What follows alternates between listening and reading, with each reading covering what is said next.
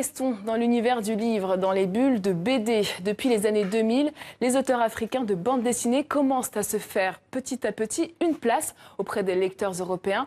Encore faut-il se faire connaître. Deux dessinateurs n'ont pas manqué la grande messe de la BD en France, direction Angoulême. Reportage de Sophie Roussy et Vincent Fayeul. Adjim Dangar et Almata dans la Mecque de la BD, Angoulême. Les deux auteurs, l'un tchadien, l'autre congolais, y présentent leur dernière parution, Mamie Denis et les tribulations d'Alphonse Madiba. Tous deux ont commencé leur carrière en Afrique comme caricaturistes, une voie qui les a menés sur le chemin de l'exil. Ils étaient trop incisifs. 15 ans plus tard, l'intégration, l'immigration restent au cœur de leur travail. On est touchés nous-mêmes déjà par ça. Donc on vit loin de chez nous, on arrive dans un pays qu'on ne connaît pas. Donc c'est aussi une introspection sur notre capacité à nous de comprendre la société qui nous accueille, de faire comprendre aussi notre point de vue par rapport à la société qui nous accueille. Et cette société peut parfois être déroutante. Regardez Mamie Denis, cette vieille acariâtre raciste, délaissée dans une maison de retraite, mais qui sera sauvée par ses voisins africains. Ou Alphonse Madiba, expulsé de France, mais qui multiplie les combines pour y revenir.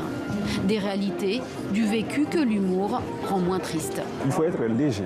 Et le rire permet d'être léger. Permet en fait de mettre la réflexion avec distance, mais un peu plus avec légèreté. En fait. Voilà. Légèreté dans les bulles, mais aussi dans les cases.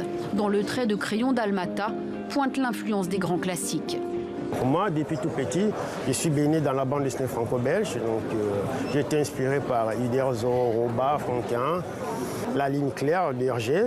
On nous a beaucoup servi. Il y a des auteurs comme Barli Barouti qui est passé par les studios Hergé. Il y a Mongo Sissé qui est passé par les studios Hergé. Autour de cette table ronde, nos auteurs, aux côtés justement de Barli Barouti. Le thème du débat, la BD africaine. Il va falloir que tu mettes au point une opération cultivante en France. Aujourd'hui, nombre de dessinateurs européens s'emparent de l'Afrique comme décor, mais rares sont les dessinateurs africains qui s'aventurent dans des histoires d'Européens. Il n'y a pas de limite. Moi, personnellement, je ne suis pas obligé de dessiner que l'Afrique. Pour le moment, je fais ces sujets parce que c'est ce que je trouve devant moi avec mon scénariste. Nous ne sommes pas que des dessinateurs africains pour dessiner l'Afrique, nous sommes des dessinateurs tout court. Je suis désolée, monsieur Sev Nilsson, mais vous ne pouvez pas entrer en France.